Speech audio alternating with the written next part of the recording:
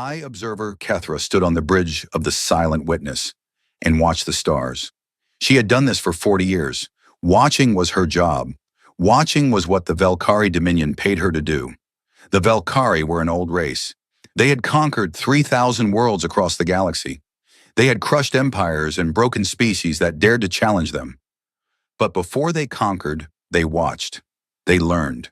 They recorded everything in the Imperial archives. Kethra's ship was small and fast. It had no weapons because it did not need them. The Silent Witness could hide from any scanner in the galaxy. It could sit in the darkness between stars and record the movements of entire fleets without being seen. Today was supposed to be a quiet day. This star system had no name. It had no planets worth taking. It was empty and forgotten, a crossroads in the void where nothing ever happened. Then something happened. High Observer, her second officer called out. His name was Velthan, and he was young and eager. We have contacts, 12 ships entering the system. Kethra turned her 4 eyes toward the main screen. The ships appeared as small dots of light, moving in a tight formation. She studied their shapes and frowned. They were ugly things, blocky and rough, covered in thick armor plates. Their engines burned with chemical fire, leaving trails of light behind them. Run them through the archives, she ordered. Velthan worked his console. A moment later, he looked up with confusion on his face. High Observer, the archives have no record of these ships, no record of this species at all. Kethra felt a cold feeling in her stomach. The archives held information on every spacefaring species in the known galaxy, every single one. To find nothing meant these creatures came from somewhere the Velkhari had never explored. Listen to their communications, she said. The bridge filled with strange sounds. Harsh voices speaking in a language that was rough and direct. The translation software worked quickly. Colony ship is on schedule. All escorts maintain formation. We'll reach the new world in 3 cycles. Colony ship, Kethra repeated. She looked at the largest vessel in the formation. It was slow and fat, clearly not built for war. The other ships surrounded it like guards protecting something precious. They are settlers, looking for a new home. She tapped her console and recorded a note. Unknown species, appears to be early spacefaring stage. Technology is primitive but functional. 12 vessels total, 1 colony ship, 11 escorts. No threat to the Dominion. Velthan suddenly straightened in his seat. High Observer, more contacts, coming in from the other side of the system. Kethra looked at the screen and felt her blood turn to ice. She knew those ships. Every Velkhari knew those ships. They were curved and organic, grown rather than built. Their hulls pulsed with sickly colors. They moved like predators hunting prey. The Rethvon Collective. The Rethvon were parasites. They did not build or create. They consumed. They attacked other species, took their technology, and used their bodies as hosts for their young. The Velkhari had fought them for 3,000 years. Millions had died in those wars. Now 40 Rethvon warships were flooding into the system, straight toward the unknown settlers. Should we warn them? Velthan asked. His voice was shaking. Kethra hesitated. The Dominion had rules, strict rules. They did not interfere with other species. They did not reveal themselves. They watched and recorded. That was all. She opened a channel to Imperial Command, far away on the throne world. This is High Observer Kethra. We have a situation. Unknown species about to engage with Rethvon forces, requesting orders. The response came quickly. The voice was cold and official. Observe. Do not interfere. Record everything. Kethra closed the channel and watched the screen. The unknown ships had seen the Rethvon now. They were changing formation, pulling tighter around their colony ship. The escorts moved to the front, putting themselves between the enemy and the civilians behind them. They're not running, Velthan said quietly. He was right.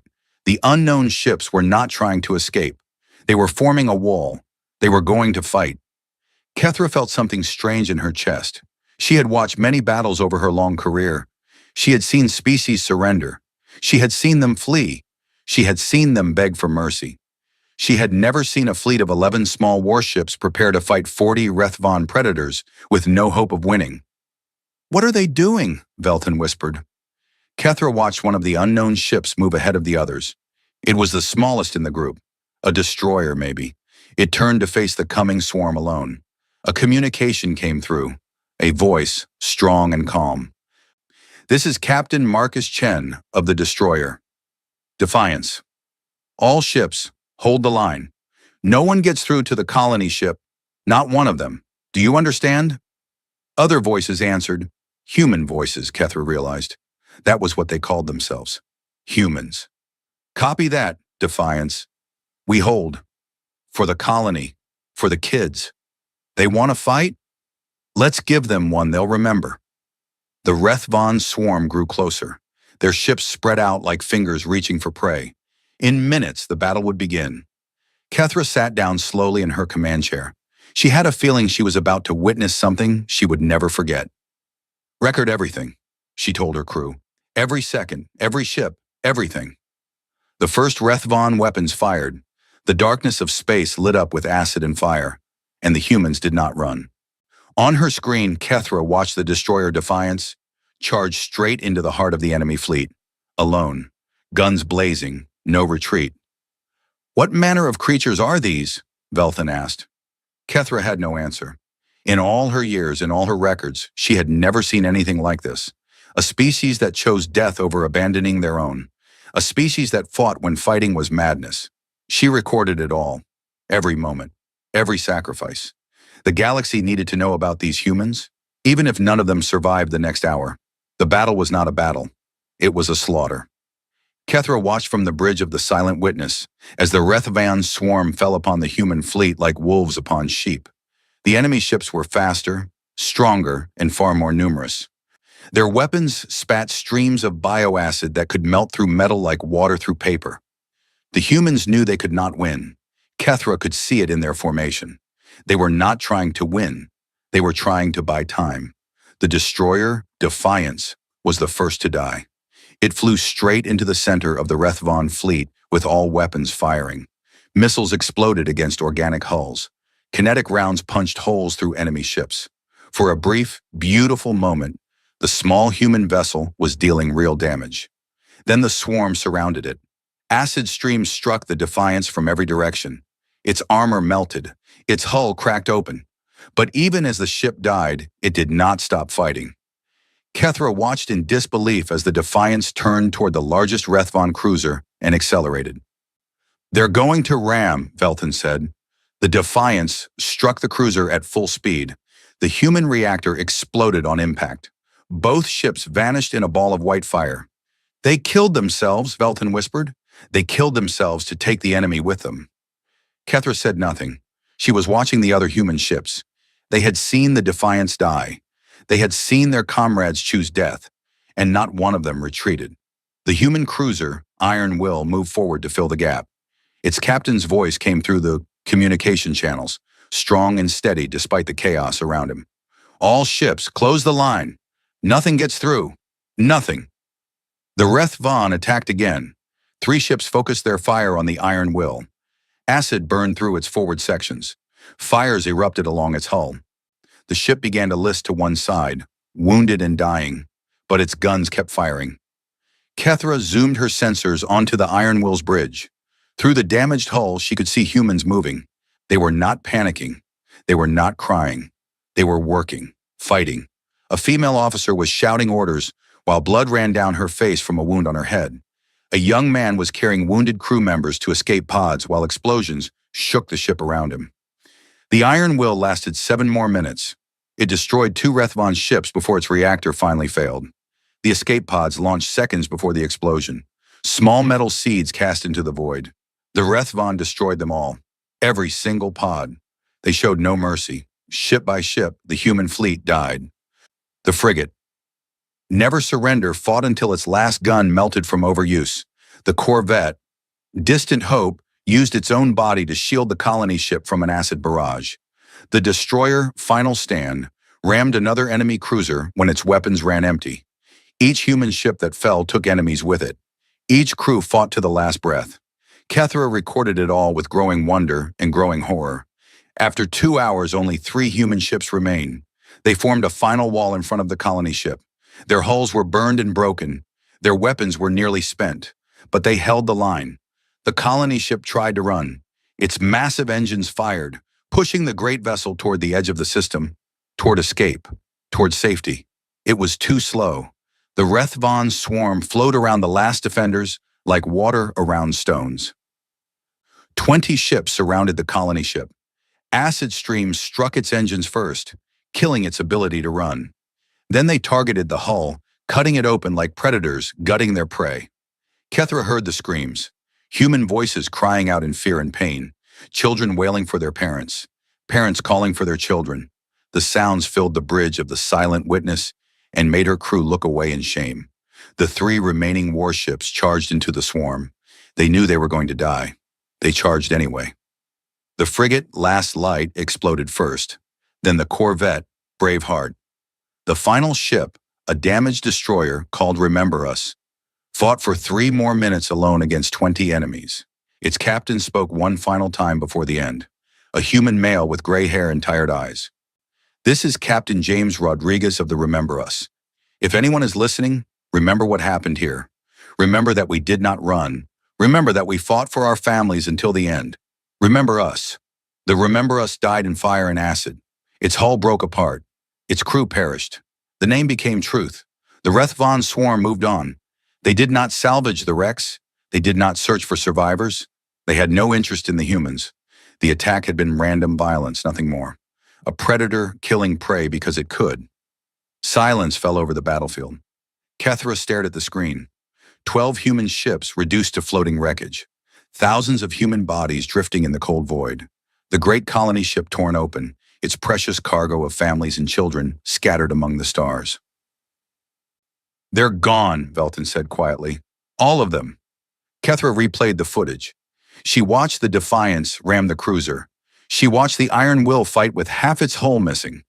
She watched the last 3 ships charge into certain death because their people were behind them. "They didn't surrender," she said slowly. "Not one of them. They knew they would die, and they fought anyway." "Why?" Velton asked. "What was the point? They could have surrendered. They could have fled. Some might have lived." Kethra thought about the screams from the colony ship, the children crying, the parents calling. "They were protecting their young," she said. "They knew they couldn't win, but they could buy time. They could make the enemy pay. They could die standing between the monsters and the children." She filed her report to Imperial Command. Unknown species, primitive technology, destroyed by Rethvon forces, no survivors, no threat to the Dominion. But as she sent the report, Kethra looked at the wreckage one more time. Something bothered her, something she couldn't name. These humans had come from somewhere. They had been going somewhere. They had colony ships and warships and families seeking new homes, which meant there were more of them. Somewhere out there, beyond the stars that Velkhari knew, there were more humans. And one day, they would come looking for their lost children. Kethra shivered. She told herself it was nothing. The humans were primitive, weak. They had lost their entire fleet to a simple Rethvon raiding party. But she could not forget the way they had died, the way they had refused to give up, the way they had chosen death over abandoning their own. She hoped she would never meet more of them. 6 cycles passed. The wreckage drifted alone in the empty system. The Velkhari had moved on to other observations, other reports, other species to watch. The humans were forgotten. Then the signal came. Deep in the heart of the Velkhari throne world, in the great palace of Velkhara Prime, an intelligence officer rushed through golden halls with fear in his eyes. He passed guards and nobles and servants, not stopping until he reached the throne room of Archon Veltharin. The Archon was old, even by Velkhari standards. He had ruled the Dominion for 200 years. He had seen wars and plagues and the rise and fall of a dozen enemy empires. Nothing surprised him anymore, until now. "A signal," the officer said, breathing hard, "from the system where the unknown species was destroyed. Something is broadcasting." The Archon raised one eyebrow. "The Rethvon?" "No, my lord, something else. Something we cannot identify." The Archon ordered a probe sent to investigate. It arrived at the battlefield 3 days later and began scanning the wreckage. What it found made no sense. Among the broken ships and frozen bodies, a single escape pod drifted. It was small and damaged, barely functional. Its hull was burned from acid, and its systems were failing. But it was intact, and it was broadcasting. The signal was simple. A distress call, repeating over and over on every frequency the tiny pod could reach. The translation came through clearly. Survivor, please help. Survivor. Please help. The Archon stared at the report. A survivor. After 6 cycles alone in the void, someone was still alive. Send a ship, he ordered. I want to know who is in that pod. A Velkhari vessel arrived at the wreckage and carefully retrieved the escape pod. They brought it aboard and opened it with great care. Inside, they found a cryogenic chamber. The cold sleep had kept the occupant alive while the universe forgot about them. The occupant was a child, a human female, no more than 7 years old by their standards. She had brown hair and small hands and a face that looked peaceful in sleep. She wore a simple dress with flowers on it. Around her neck hung a metal pendant with words etched into it. Maya Chen, age 7. If found, please return to the colony ship New Beginnings. The Velkhari officer who found her stood in silence for a long moment. The New Beginnings was gone. Everyone on it was dead. This child had no home to return to, no family waiting for her. She was alone. But that was not the worst part. The worst part was the second signal. The probe had detected something else, another transmission coming from far away. Not from Velkhari space, not from Rethvon territory, from somewhere beyond the galactic rim, from a region of space that no Velkhari had ever explored. The signal was enormous. It carried the weight of thousands of ships communicating together, and it was aimed directly at the escape pod's distress call. Imperial linguists worked for 3 days to decode the fragments. When they finally succeeded, they brought the translation to the Archon with shaking hands. The message read, "Distress signal received. Source identified as Colony Fleet vessel. All units respond. 7th Expeditionary Fleet is en route to coordinates. Hold position if able. Help is coming. Repeat, help is coming. To whoever harmed our people, know this. We are coming for you, and we will answer for every life you took." The Archon read the message 3 times. Then he read it again. 7th Fleet, he said slowly. They have a 7th Fleet. He walked to the Imperial Archives, the greatest collection of knowledge in the galaxy. Every species, every ship, every world was recorded here. He searched for humanity, nothing. He searched for human military forces, nothing. He searched for any reference to humans at all, nothing. The Archon turned to his advisors with something cold growing in his chest. How is this possible? We have records of every spacefaring species in the known galaxy. How do we have nothing on a species with multiple fleets? No one had an answer. The Archon looked at the decoded message again. 7th Expeditionary Fleet. The word expeditionary bothered him. It meant a fleet sent to explore, to expand. If the humans had a 7th Fleet for exploration, how many fleets did they have for war? And where had they been hiding?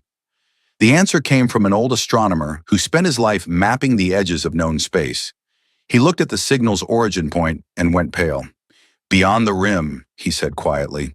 They came from beyond the galactic rim, from the void between galaxies. No one has ever explored that region. No one thought anything could live there. The Archon understood then. The humans had not been hiding. They had simply been somewhere the Velkhari never thought to look. Somewhere far from the busy center of the galaxy. Somewhere dark and distant and completely unknown. And now they were coming. How long until their fleet arrives? The Archon asked. The astronomer calculated. Based on the signal strength and direction, I estimate 4 cycles, maybe less. 4 cycles. The Archon had 4 cycles to prepare for a species he knew nothing about. A species that had just lost thousands of its people to the Rethvon. A species that was sending a military fleet in response. He thought about the battle footage he had reviewed. The human ships ramming enemies. The captains choosing death over retreat. The final message. Remember us. He thought about the child sleeping in her cryogenic pod. 7 years old. Flowers on her dress. Alone in the universe. What would the humans do when they found out what happened to their children? The Archon gave his orders. Recall High Observer Kethra. Assemble a diplomatic delegation. Gather a defensive fleet. Prepare for first contact. And pray that the humans came to talk. Because if they came to fight, the Archon was no longer certain the Dominion could stop them. The child slept on, dreaming of parents who would never come. And somewhere in the void between stars, the Seventh Fleet burned toward her location with fire in their hearts and vengeance in their minds. They were coming, and the galaxy would never be the same. The Velkhari waited in the darkness. 200 warships floated in formation around the old battlefield, the finest vessels in the Dominion fleet, armed with weapons that had crushed rebellions and broken empires. Archon Veltharan had sent his best.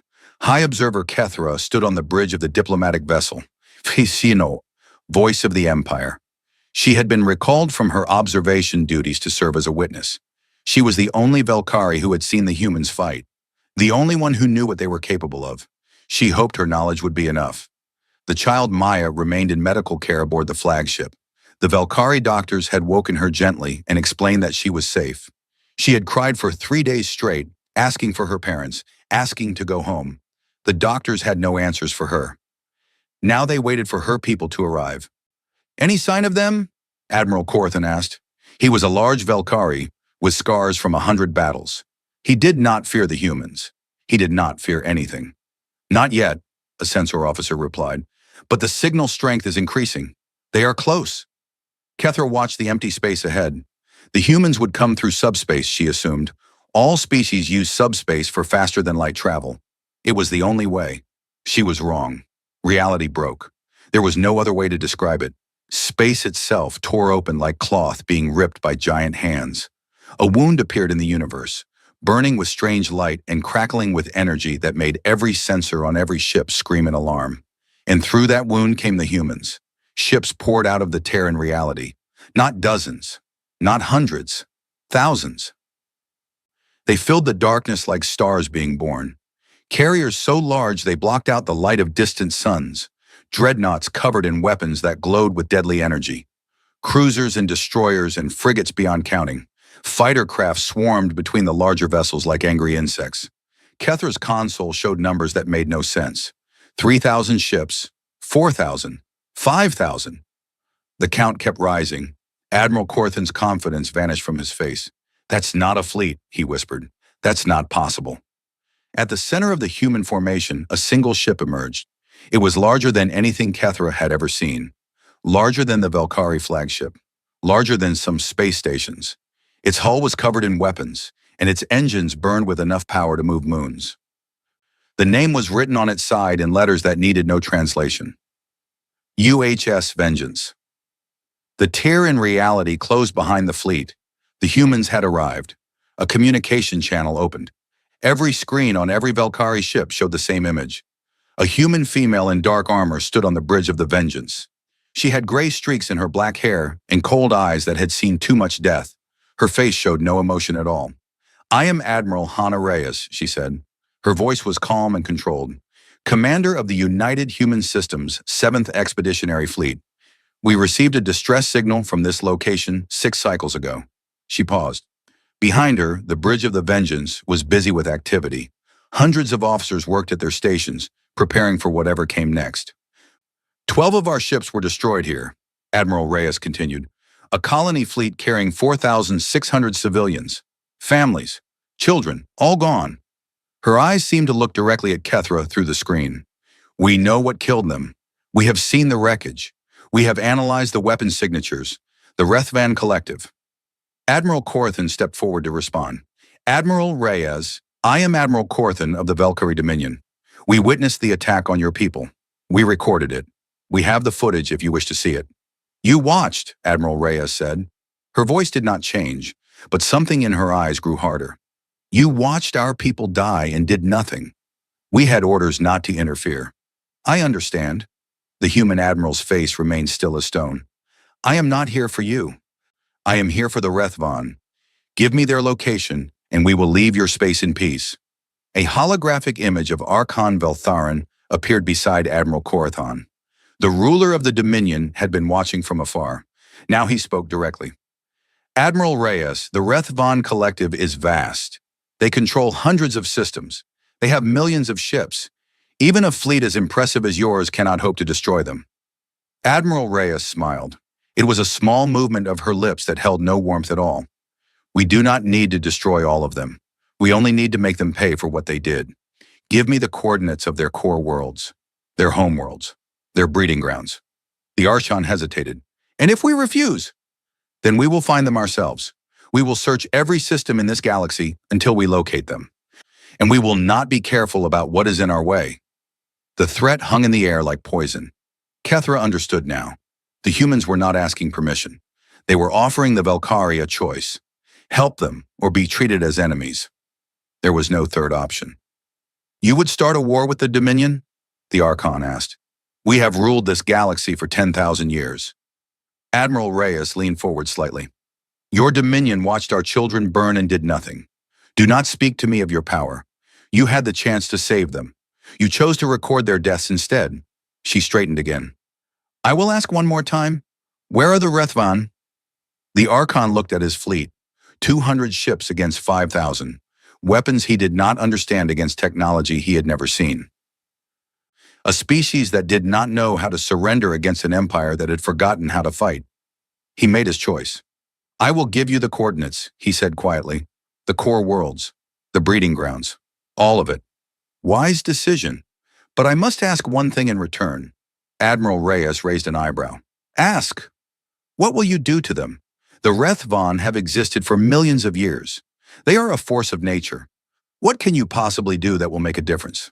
The human admiral was silent for a long moment. When she spoke, her voice was soft and terrible.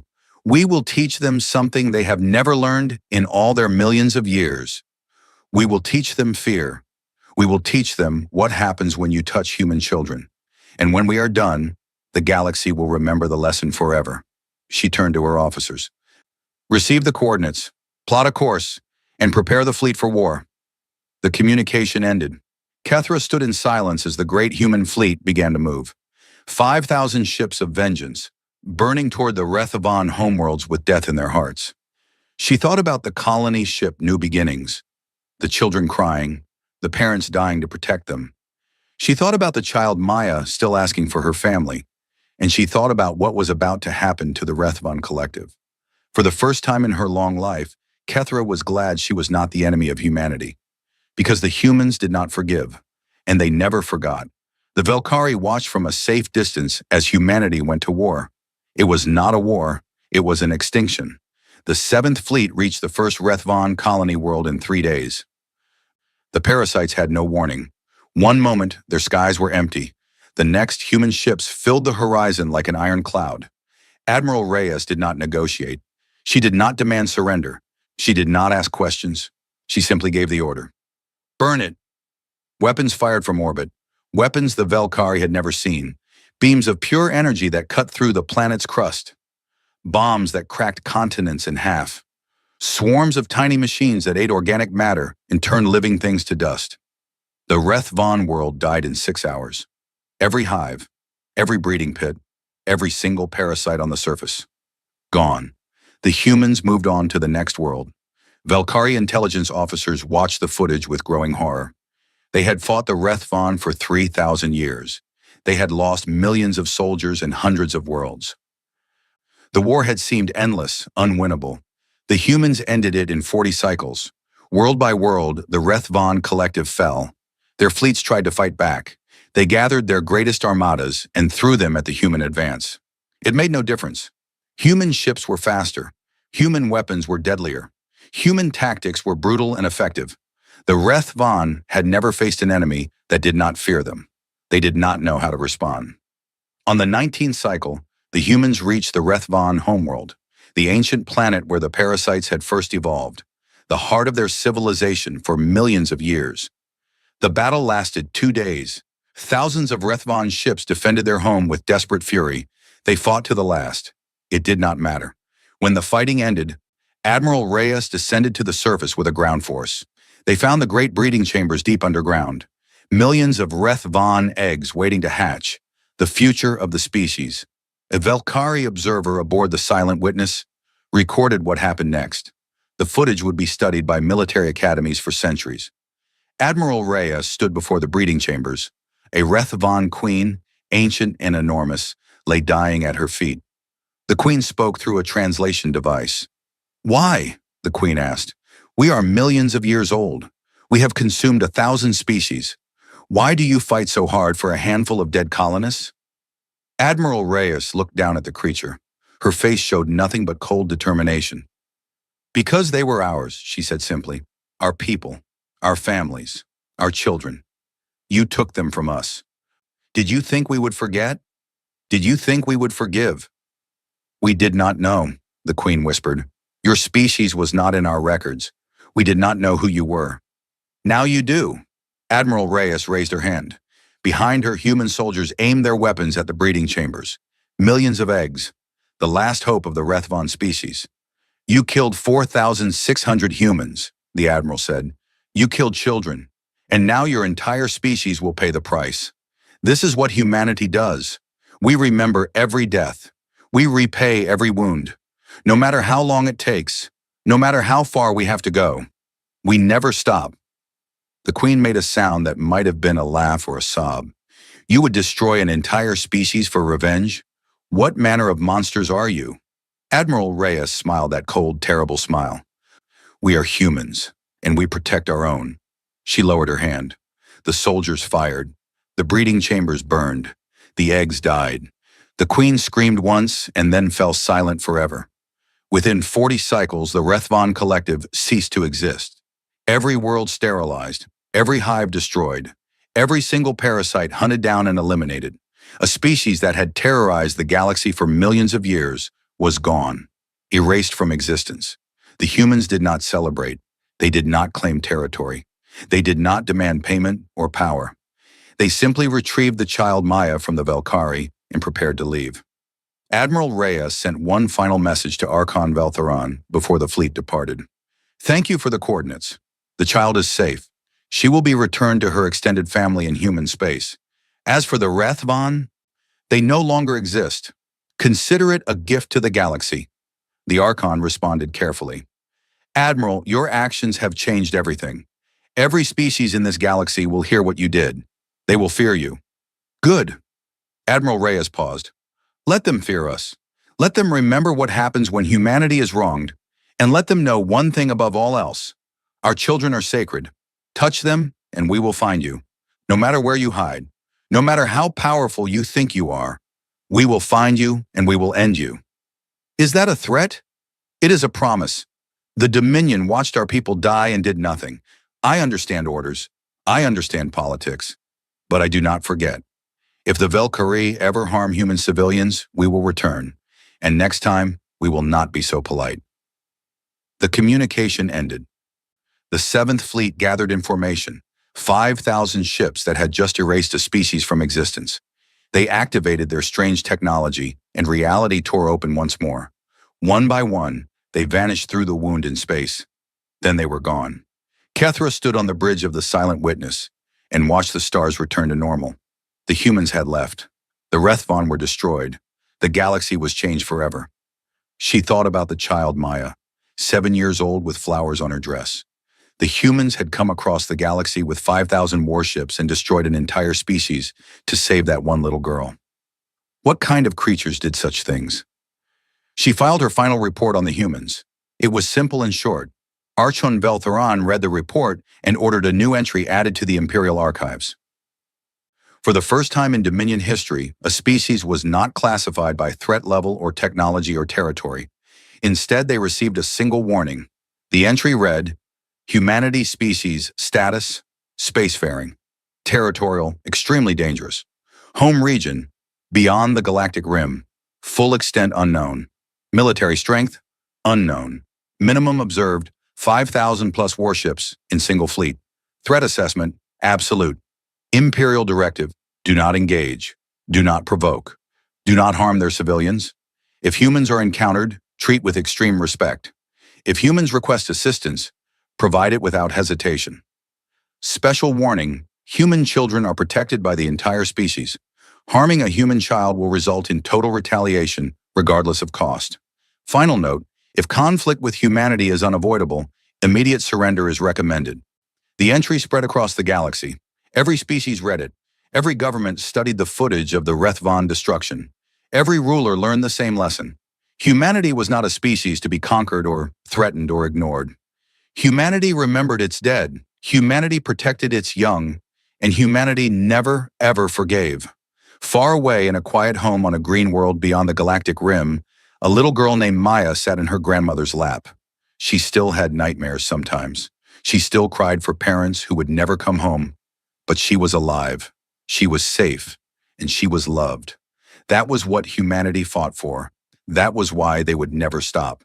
That was the truth that the galaxy had finally learned. Some species could be frightened into submission. Some could be bargained with or reasoned with or threatened.